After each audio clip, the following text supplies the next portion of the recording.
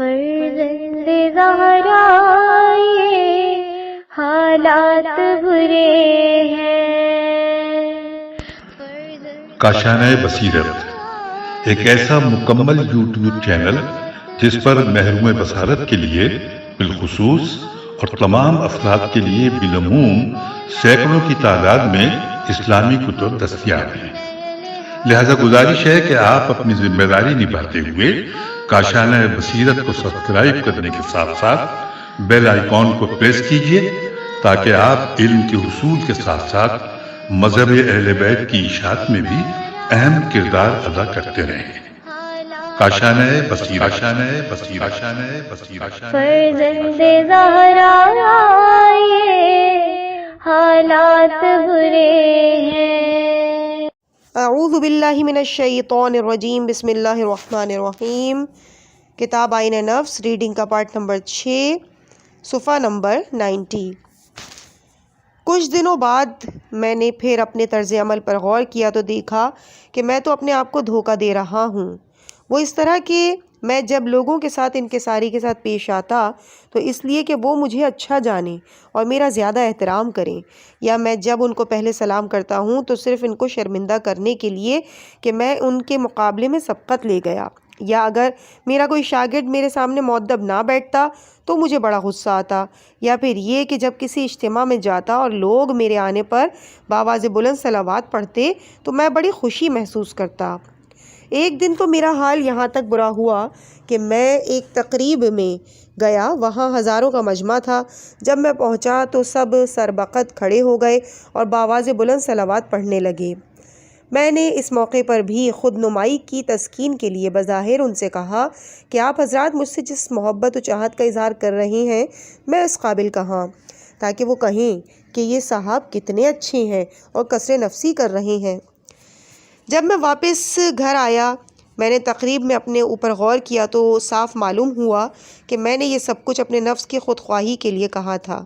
کمال کی بات یہ ہے کہ جب میں وہاں ڈائس پر تقریر کے لیے آیا تو ایک نورانی پیشانی والے بزرگ میرے پاس تشریف لائے اور انہوں نے بڑی ہمدردی سے فرمایا، آپ اپنی کمزوری پر قابو پائیں اور ان کے جذبات احترام سے ذاتی سطح پر کوئی اثر نہ لیں، ان کے احترام سے خوش نہ ہوں اور نہ ہی ان کی کسی بے اعتنائی سے ناراض، اپنے ہوش ٹھکانے رکھیں اور ان چیزوں کی طرف دھیان نہ دیں۔ مگر میرا یہ حال تھا کہ میں حاضرین کی طرف سے اتنے احترام دیے جانے پر پاگل ہوا چلا جا رہا تھا۔ میں نے بزرگ کی بات سنی انسنی کر دی، مگر گھر پہنچ کر مجھے احساس ہوا کہ وہ بزرگ دراصل تنبیہ فرما رہے تھے، اور اگر حاضرین کی طرف سے احترام کیے جانے پر میں واقعی خوش ہوں تو پھر میں نفسیاتی مریض اور کمزور ہوں۔ یہ وہ موقع تھا کہ میں چاہ رہا تھا کہ زمین پھٹے اور میں اس میں سما جاؤں۔ میں شرمندگی سے پاگل ہوا جا رہا تھا۔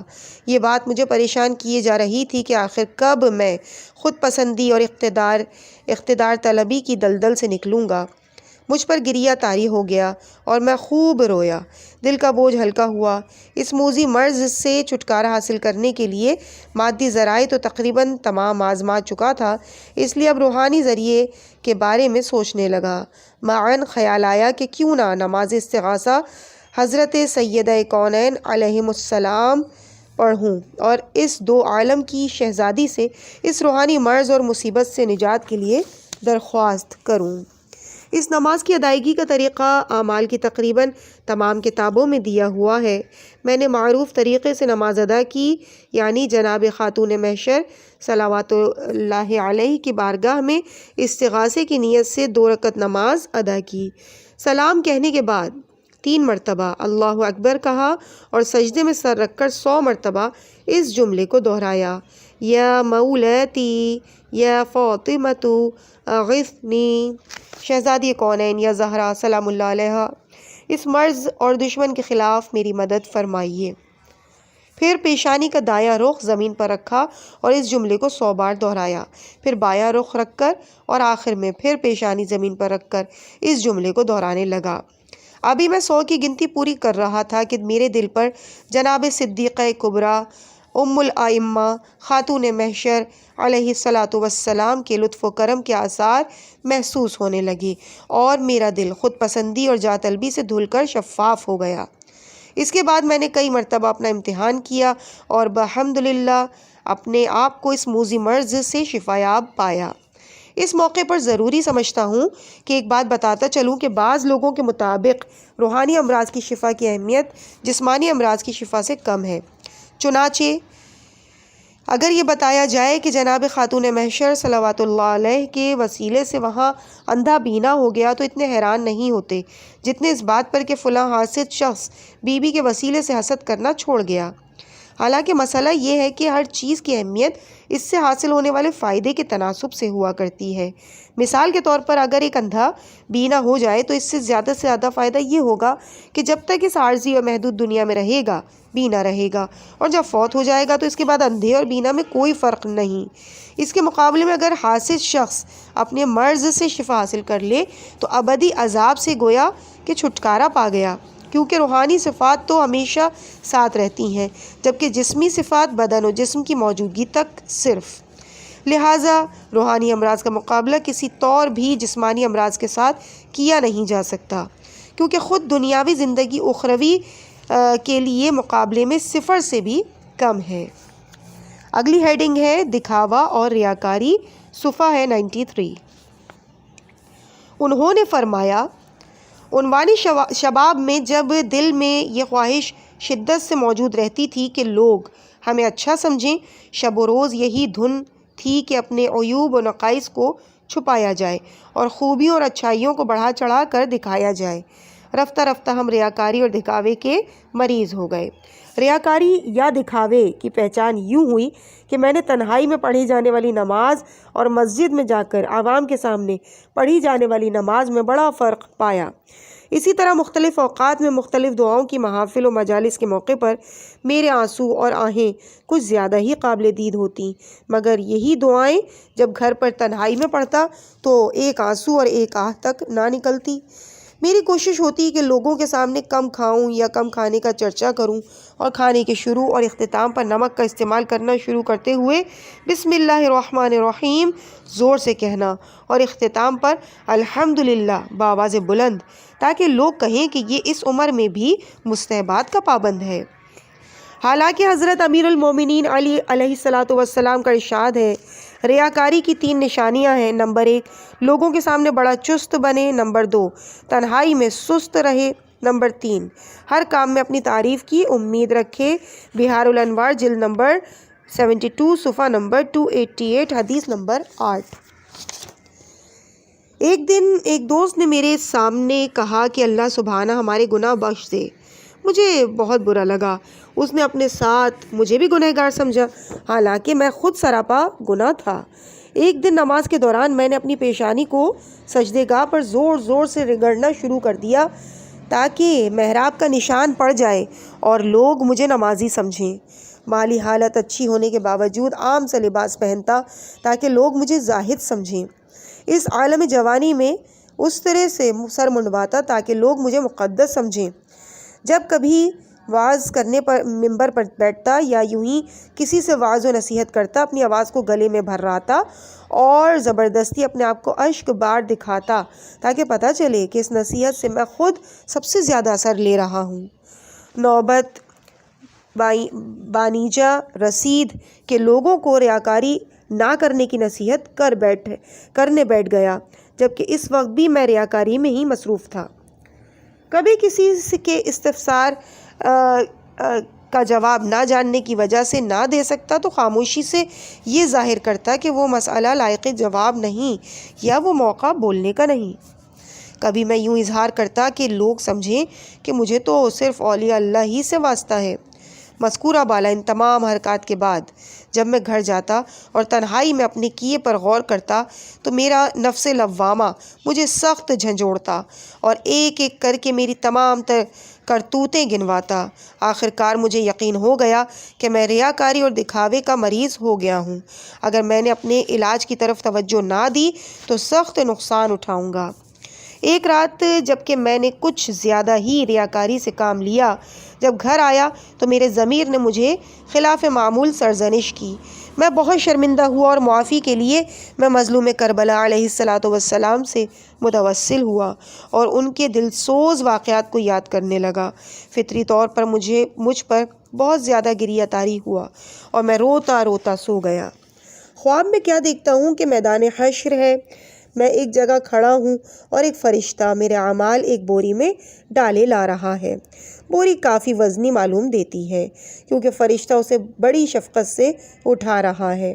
فرشتے نے میرے اعمال کی بوری میزان کے پاس رکھ دی اور میں اس میں سے میری نمازوں کو نکالا۔ کیا دیکھتا ہوں کہ فرشتے نے ایک چھوٹے سے سیب کی طرح کی کوئی چیز نکالی جو بری طرح سے گل سڑ گئی تھی اور اس پر کیڑے صاف نظر آ رہے تھے۔ فرشتے نے اسے ترازو پر رکھنے کی بجائے دور پھینک دیا۔ اس وقت مجھے حضرت امام جعفر صادق علیہ السلام کی ایک حدیث یاد آئی۔ آپ نے فرمایا، روز قیامت ایک نمازی آدمی کو لایا جائے گا، وہ عرض کرے گا، پروردگارا، میں نے تیری خوشنودی کے لیے نماز ادا کی۔ اس سے کہا جائے گا، نہیں، تو نے تو اس لیے نماز پڑھی تھی کہ لوگ تجھے اچھا کہیں، لے جاؤ اس کو دوزخ میں پھینک دو۔ بہار الانوار جلد نمبر 72 صفحہ 301۔ اس کے بعد فرشتے نے روزے نکالے، مگر بدقسمتی سے وہ بھی گلی ہوئی ناشپاتی کی طرح نکلے جسے جا بجا کیڑوں نے کھایا ہوا تھا۔ فرشتہ ان کو بھی پھینکنا ہی چاہتا تھا کہ میں نے اس کی کلائی پکڑ لی اور کہا، اس پردیس میں میرے اجناس کو تم کیوں ضائع کر رہے ہو؟ یہاں میرے پاس یہی کچھ تو ہے جسے بیچ کر میں ضروریات پوری کر سکتا ہوں۔ فرشتہ، مگر یہاں یہ چیزیں قابل قبول نہیں ہیں۔ میں نے کہا، یہاں کہاں؟ فرشتے نے کہا، یہاں کے خریدار کے ہاں۔ میں نے کہا، خریدار کون ہے؟ فرشتہ، اللہ سبحانہ۔ میں خود اللہ سبحانہ سے بات کر لیتا ہوں۔ یہ کہہ ہی رہا تھا کہ ایک دم کسی کی آواز آئی، تم نے تمام اعمال میں میرے علاوہ کسی اور کو شریک اور ساتھی بنایا، اب میں ایک اچھے ساتھی کی طرح اپنا حق بھی اسے دیتا ہوں، تم یہ سب کچھ اسے ہی دے دو اور اس سے جزا لے لو۔ میں مچلنے لگا کہ اے مالک، جس کو میں نے تیرے ساتھ شریک کیا وہ بھی میری طرح محتاج اور کنگال ہے، وہ خود تیرے رحم و کرم کی طرف دیکھ رہی ہیں۔ پھر آواز آئی، اس لیے ہی تو کہا تھا کہ میرے ساتھ کسی کو شریک نہ بنانا۔ پھر فرشتے کو حکم دیا کہ میری بوری میں میرے جتنے اعمال ہیں ان کو کوڑے دان میں پھینک دے کہ یہ کسی کام کے نہیں۔ فرشتے نے فوراً میری بوری اٹھائی، ایک طرف کو گیا اور بوری الٹ کر اس میں سے سب کچھ گرا دیا اور خالی بوری میرے ہاتھ میں تھما دی۔ میں چند لمحے کھڑا رہا اور بوری میں سے نکلنے والے پھلوں کو دیکھتا رہا۔ میں خود بھی اس نتیجے پہ پہنچا کہ گلے سڑے پھل جنت میں لے جانے کے لائق نہیں تھے۔ اگر مجھے ان کو جنت میں لے جانے کی اجازت بھی مل جاتی تو شرمندگی کے سوا کیا ہاتھ آتا۔ میں نے عرض کیا، بار الہ، مجھے دنیا میں واپس بھیج دے تاکہ صحیح و سالم اور تر و تازہ پھل لا سکوں، مگر ہر طرف ایک گہری خاموشی چھائی ہوئی تھی۔ میں فریاد کر رہا تھا مگر کوئی سننے والا نہ تھا، میں رو رہا تھا مگر کوئی تسلی دینے والا نہ تھا۔ اس کے بعد میں بیدار ہو گیا۔ چنانچہ اس رات سے لے کر اب تک جب کبھی ریاکاری کا وسوسہ پیدا ہوتا ہے میں اس خواب کو یاد کر لیتا ہوں۔ اسی طرح بحمدللہ میں ریاکاری ترک کرنے میں کامیاب ہو گیا اور اس کے بعد اللہ سبحانہ کے فضل و کرم سے مجھے تنہائی میں عبادت کرنے کی وہ لذت آتی ہے کہ بیان سے باہر ہے۔ اگلی ہیڈنگ ہے ظلم و ستم، پیج ہے 97۔ انہوں نے فرمایا، اللہ سبحانہ کی مجھ پر ایک مہربانی یہ تھی کہ میں ذاتی طور پر کسی پر ظلم و ستم کرنے سے متنفر تھا۔ نہ میں خود کسی پر زیادتی کرتا اور نہ ظلم پیشہ لوگ مجھے اچھے لگتے۔ ظلم ایک کھلم کھلا برائی ہے جس سے انسانی ضمیر بیزار ہے۔ قرآن مجید میں ظالموں پر لعنت کی گئی ہے اور ان کو دردناک عذاب کی وعید سنائی گئی ہے۔ پس یہودیوں میں کئی پارٹیاں بن گئیں، ان میں کی ظالم پارٹیوں کے لیے قیامت جیسے دردناک دن میں عذاب ہے۔ اگر کسی انسان میں جانوروں جیسی یہ صفت یعنی ظلم موجود ہو تو وہ اللہ سبحانہ اور اس کے خاص بندوں سے کوسوں دور ہے اور اس کو ان کی محفل میں داخلے کی اجازت کبھی نہیں ملے گی۔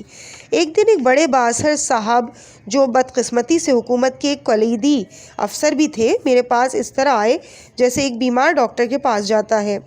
وہ کہنے لگے مجھے سمجھ میں نہیں آتا کہ میں کیا کروں۔ جب کبھی بھی مجھے کسی پر کسی قسم کا غلبہ حاصل ہوتا ہے، میرا دل یہی چاہتا ہے کہ اس پر خوب ظلم و ستم کروں۔ میں نے انہیں پند و نصح کرنا شروع کر دیے، مگر وہ کہنے لگے ظلم کی برائی اور اس کی بھیانک نتائج سے میں سب سے زیادہ آگاہ ہوں۔ میں جانتا ہوں کہ اللہ سبحانہ کے ہاں ظالم سے بڑھ کر کوئی برا شخص نہیں اور ظلم سے سنگین کوئی برائی نہیں۔ میں آپ کے پاس اس لیے آیا ہوں کہ کسی طرح اس موذی مرض سے پیچھا چھڑوا دیں اور مجھے ہلاکت سے بچا دیں۔ میں نے انہیں کچھ ہدایات دیں اور واضح شگاف الفاظ میں انہیں بتا دیا کہ جب تک ظلم و ستم کرنے کی بری عادت ان میں موجود ہے وہ اللہ سبحانہ سے دور اور شیاطین اور اس کے چیلوں کے ہم رکاب ہیں۔ آپ دیکھتے نہیں کہ اللہ سبحانہ اپنا تعارف رحمان و رحیم جیسی صفات سے کراتا ہے، بلکہ آپ اپنے آپ کو ارحم الراحمین کہلاتا ہے، اور قرآن مجید کی ہر سورے میں پہلی آیت مجیدہ اللہ سبحانہ کی اپنی اسماء الحسنی پر مشتمل ہے۔ سورہ فاتحہ میں تو ان الفاظ کو دہرایا گیا ہے جسے ہر مسلمان ہر روز کم از کم 10 مرتبہ ضرور پڑھتا ہے، اور سورہ بقرہ کی آیت نمبر 118 کے مطابق لا ینال عہدی عہد الظالمین، یعنی میری طرف سے کوئی عہدہ ظالموں کو نہیں ملے گا۔ اللہ سبحانہ ظالموں کے ہاتھ میں ایک لمحہ بھر کے لیے بھی اقتدار و طاقت برداشت نہیں کرتا۔ وہ بولے جناب والا میں نے عرض کیا نا کہ یہ سب کچھ اچھی طرح سے جانتا ہوں، مجھے نصیحت نہیں علاج کی ضرورت ہے۔ آپ بار بار یہ آیات اور روایات سنا کر میرے زخموں پر نمک تو نہیں چھڑکے نا۔ میں نے کہا ممکن ہے آپ کو میری بات پسند نہ آئے، البتہ اگر آپ میری بات پر غور کرنے کا وعدہ کریں، اگرچہ آپ کے مطابق لا یعنی باتیں ہی کیوں نہ ہوں، تو کل صبح 8 بجے میں آپ کا انتظار کروں گا۔ اگر آپ آ گئے تو ایک نسخہ لکھ دوں گا۔ وہ اگلے دن آنے کا وعدہ کر کے چلے گئے۔ اب آپ شاید سوچیں گے کہ اگر مجھے اس کا علاج معلوم تھا تو میں نے اسی دن ہی ان کو کیوں نہ بتلا دیا۔ جواباً عرض یہ ہے کہ آپ ٹھیک کہہ رہے ہیں، وہ نسخہ جو اس کے لیے اکثیر تھا یا جلد اس میں تبدیلی پیدا کر سکتا تھا مجھے بالکل معلوم نہ تھا۔ میں نے تو اسے اگلے دن کا وقت صرف اس لیے دیا تھا کہ میں آدھی رات کو بارگاہ حکیم مطلق حضرت احدیت سبحانہ کی بارگاہ میں گڑ گڑاؤں گا کہ وہ بتصدیق ائمہ ہدیٰ علیہم السلام اس شخص کے علاج کے لیے میری رہنمائی فرمائے۔ بات دراصل یہ ہے کہ دوسرے آدمی کی دعا جلد مستجاب ہو جاتی ہے۔ وہ شخص خود ظالم تھا، اس کی زبان اللہ سبحانہ کی گنہگار تھی، اس نے اللہ کے بہت سے بندوں کو دکھ دیے تھے، اس لیے اللہ سبحانہ اس کی زبان کی طرف کوئی توجہ نہیں فرماتا تھا، اور اسی لیے اس کی دعا مستجاب بھی نہیں ہو رہی تھی۔ میری زبان چونکہ اس کے حق میں بے گناہ تھی، اس نے میری زبان سے گناہ نہیں کیے تھے، اس لیے اس کے حق میں دعا قبول ہو گئی۔ اس رات میں نے مسجد میں خاص گریہ وزاری کی، اپنے چہرے کو بار بار زمین پر ملا، اس کے لیے معافی کا خواستگار ہوا، ساتھ ساتھ اس کی بیمار روح کے لیے شفا کا نسخہ بھی مانگنے جا رہا تھا۔ حتیٰ کہ پروگرام کے مطابق میں نے سبت اکبر حضرت امام حسن مجتبی علیہ السلام کا وسیلہ اختیار کیا۔ بس گویا کہ میں نے خواب میں دیکھا کہ کوئی مجھ سے کہہ رہا ہے اسے بتا دینا۔ فی الحال ہم نے اسے اس موذی مرض سے نجات دی، مگر یاد رکھنا کہ روحانی امراض انسانی عادات کی طرح ہوتی ہیں، اگر دوبارہ معمولی سے غفلت بھی ہوئی یا کسی پر تھوڑا سا بھی ظلم کیا تو پھر اسی مرض میں مبتلا ہو جاؤ گے۔ چنانچہ آج کے بعد جب کبھی تمہارا نفس امارہ یا تمہاری شیطانیت تمہیں ظلم پر اکسائے تو فوراً اپنے آپ کو اس شخص کی جگہ سمجھنا یا تصور کرنا کہ تم خود کسی ظالم کے شکنجے میں آ گئے ہو اور تمہارا پرسان حال کوئی نہیں۔ جس طرح حضرت امام صادق علیہ السلام نے فرمایا، اس شخص پر ظلم کرنے سے ڈرو جس کا مددگار سوائے اللہ سبحانہ کے اور کوئی نہ ہو۔ بہار الانوار جلد نمبر 75 صفحہ نمبر 38۔ جو سلوک تم خود اپنے ساتھ پسند نہیں کرتے کسی کے لیے بھی روا نہ رکھو۔ کبھی گھر پر ایک آئینے کے سامنے کھڑے ہو کر اپنے آپ کی توہین کرو اور بے عزتی کا مزہ چکھو۔ اے ظالم، سوچ کہ ہر فہم و ادراک والا جاندار تیری طرح ہے، جس طرح تم کسی دباؤ کا شکار ہو کر پریشان ہوتے ہو، کتنی ذہنی کوفت ہوتی ہے، قید اور تنگی کتنی تکلیف دہ ہوتی ہے، اسی طرح اور انسان بھی اسی کیفیت میں مبتلا ہوتے ہیں، ان پر بھی دباؤ پڑتا ہے، وہ بھی پریشان ہوتے ہیں، لہٰذا تمہارے ہاتھ سے جانوروں تک کو بھی کوئی تکلیف نہیں ہونی چاہیے۔ تمہیں کون سا سرخاب کا پر لگا ہوا ہے کہ تمہارے آرام و آسائش کے لیے سینکڑوں جاندار قربان کیے جائیں؟ تمہیں کیا برتری حاصل ہے کہ اگر تمہارے بیڈ روم میں مکھی یا مچھر پیدا ہو جائیں تو کیڑے مار دوائیاں چھڑک کر ان کا قلع قمع کر دیا جائے؟ تمہیں کیا فضیلت حاصل ہے کہ کائنات میں اللہ سبحانہ کی پیدا کردہ ہر چیز تمہاری فلاح و بہبود کے لیے وقف ہو؟ کیا صرف اس لیے نہیں کہ جس طرح اللہ سبحانہ رحیم و کریم ہے تم بھی دوسروں پر رحم کرو؟ کیا صرف اس لیے نہیں کہ جس طرح اللہ سبحانہ کسی پر ظلم نہیں کرتا تم بھی کسی پر ظلم نہ کرو؟ تمہیں تو اللہ سبحانہ کی صفات کمال کا مظہر ہونا چاہیے، کیونکہ تمہیں اشرف المخلوقات کہا جاتا ہے۔ تم اگر تھوڑا سا بھی ظالم و جابر بنے تو پھر اللہ سبحانہ اور انسان سے تمہارا ناطہ ٹوٹ جائے گا اور تم کوسوں دور جانوروں سے بھی کہیں نیچے پستی میں گر جاؤ گے۔ اگلے دن جب وہ صاحب آئے تو مذکورہ بالا باتیں بطور نسخہ انہیں بتلا دی گئیں۔ وہ بہت متاثر ہوئے اور چند دنوں ہی میں ان میں ایک انقلاب سا آ گیا۔ انہوں نے ظلم و جبر کی عادت کو بطور کلی ترک کر دیا اور اس قدر رحم دل ہو گئے کہ کسی مکھی اور مچھر تک کو بھی مارنے پر تیار نہ ہوتے تھے۔ صحیح ہے کہ حیوانی عادت ترک کرنے کا یہی طریقہ ہے کہ پہلے انسان خود خطرات کو سمجھے، پھر نقصانات کا ادراک کرے، پھر جس طرح ہو اس گھٹیا عادت کو چھوڑ دے، علی الخصوص اپنے آپ کو اہل بیت علیہم السلام سے متوسل کرے۔ آپ نے مذکورہ بالا واقعے سے اندازہ لگایا کہ کس طرح اس شخص نے اپنی روح کو اس موذی مرض سے شفا دلوائی۔ انہوں نے فرمایا کہ میرے ایک استاد تھے، انہوں نے مجھے ایک عمل بتایا اور تاکید کی کہ 40 دن تک وہ عمل کیے بغیر میں گھر سے باہر قدم نہ رکھوں۔ بہرحال میں 40 دن برابر وہ عمل کرتا رہا۔ آپ یہ نہ سوچیں کہ یہ کوئی غیر شرعی عمل یا شیطانی ریاضت تھی یا ائمہ معصومین علیہم السلام کے حوالے کے بغیر تھا، بلکہ اگر میں آپ سے بعد والے واقعات مخفی نہ رکھنا چاہتا تو وہ عمل ضرور بتلا دیتا کہ کتنا عام سا عمل تھا۔ بہرحال استاد محترم کے حکم کے مطابق پورے 20 دن میں وہ عمل بجا لاتا رہا۔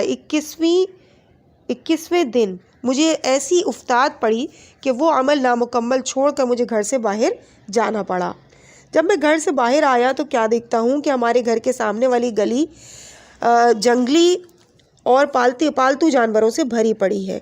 پہلے تو میں حیران ہوا کہ حکومت نے ان جانوروں کو ادھر آنے کیوں دیا، مگر فوراً ہی مجھے استاد محترم کی وہ بات یاد آ گئی جو انہوں نے مجھے یہ عمل بتاتے ہوئے فرمائی تھی کہ شاید اس عمل کے بعد تمہاری برزخی آنکھیں روشن ہو جائیں اور لوگوں کی ان کی اصلی حالت میں دیکھ سکو۔ میں سمجھ گیا کہ یہ اسی عمل کا نتیجہ ہے۔ یہاں ضمنی طور پر ایک اور واقعہ بھی بتاتا چلوں۔ کچھ عرصے پہلے ایک پرانے دوست نے مجھے بتایا کہ اس نے خواب میں دیکھا کہ وہ حضرت امام رضا علیہ الصلاۃ والسلام کے روضہ اقدس میں ہے، جہاں چند لوگ تو انسانی صورتوں میں ہیں جبکہ باقی جانوروں کے چہرے والے ہیں۔ بہرحال میں چند قدم آگے بڑھا کہ جنگلی سور کی شکل و صورت کا ایک جانور میری طرف آیا اور میری احوال پرسی کرنے لگا۔ میں نے اس سے کہا کہ بھائی تمہارے کیا ارادے ہیں اور میں تمہیں اس شکل میں کیوں دیکھ رہا ہوں؟ وہ بولا کہ ایک شخص جو مالدار تو بڑا ہے مگر عقل کا کوڑا ہے، وہ ایک ایسا مال خریدنا چاہتا ہے جو ساری منڈی میں سوائے میرے کسی کے پاس نہیں، اور میں نے اس مال کو کئی مہینوں سے ذخیرہ کر رکھا ہے۔ میں یہ چاہتا ہوں کہ وہ مجھ سے مال خریدے تاکہ میں اس سے کئی گنا قیمت وصول کر کے اس نادر موقع سے فائدہ اٹھاؤں۔ میں نے اس سے کہا نہ، ایسا نہ کرو، کیونکہ یہ ظلم ہے اور اللہ سبحانہ ظالموں کو نہیں بخشتا۔ اگر تجھے پتہ چل جائے کہ تیری شکل کیسی ہے تو کبھی یہ کام نہ کرے۔ تعجب کی بات یہ تھی کہ اسے پتہ تھا کہ اس کی شکل کیسی ہے۔ میں نے پوچھا کہ بتاؤ تو اس وقت تمہاری شکل کیسی ہے؟ وہ فوراً بولا میں ایک جنگلی سور کی شکل کا ہوں جو گندگی، غلاظت اور حرام کھانے اور دوسروں پر ظلم و زیادتی کرنے سے لطف اندوز ہوتا ہے۔ میں نے کہا او قلاش آدمی، کیا تجھے موت یاد نہیں کیا تو نہیں چاہتا کہ مرنے کے بعد اللہ سبحانہ تیری مدد کرے، تیری فریاد رسی کرے اور تیرے حال پر مہربانی فرمائے؟ کیا تم نے سورہ آل عمران کی آیت نمبر 57 نہیں پڑھی؟ واللہ لا يحب الظالمین، یعنی اللہ ظالموں سے نفرت کرتا ہے۔ کیا تم نے سورہ انعام کی آیت نمبر 28 نہیں پڑھی؟ انہ لا یفلح الظالمون، یعنی ظالم کبھی کامیاب نہیں ہوتے۔ کیا تم نے سورہ ابراہیم کی آیت نمبر 32 نہیں پڑھی؟ ان الظالمین لہم عذاب علیم، یعنی ظالموں کے لیے دردناک عذاب ہے۔ کیا تم نے سورہ فاطر کی آیت نمبر 37 نہیں پڑھی؟ فما للظالمین من نصیر، یعنی ظالموں کا کوئی مددگار نہیں ہوتا۔ جب میں نے پے در پے کئی آیات حمیدات سنائیں تو وہ کافی متاثر ہوا، سر جھکا لیا۔ میں نے دیکھا کہ اس کی آنکھوں سے آنسو بہہ رہے تھے، اپنے کیے پر سخت شرمندہ ہوا، گویا کہ ان آنسوؤں نے اس کی ظلم پسندی کو دھو ڈالا۔ اچانک وہ اصل شکل یعنی انسانی شکل میں لوٹ آیا۔ اگلی ہیڈنگ ہے منافقت اور دورنگی، اور ہم صفحہ نمبر 102 پہ بھی پہنچ چکے ہیں، اور چونکہ ریڈنگ کا سلسلہ یہ کافی طویل ہو چکا ہے اور اس کے آگے ایک باقاعدہ الگ ٹاپک شروع ہو رہا ہے منافقت کا، تو انشاءاللہ اس کو ہم اگلے پارٹ میں آپ کے سامنے پیش کریں گے تاکہ مکمل طور پہ اس ٹاپک کو ختم کیا جا سکے۔ پروردگار عالم سے دعا ہے کہ ہم سب کو اپنے نفس کا بہترین انداز سے تزکیہ کرنے کی توفیق عطا فرمائے۔ الہی آمین۔ مجھے اپنی دعاؤں میں یاد رکھیے گا۔ والسلام علیکم ورحمۃ اللہ وبرکاتہ۔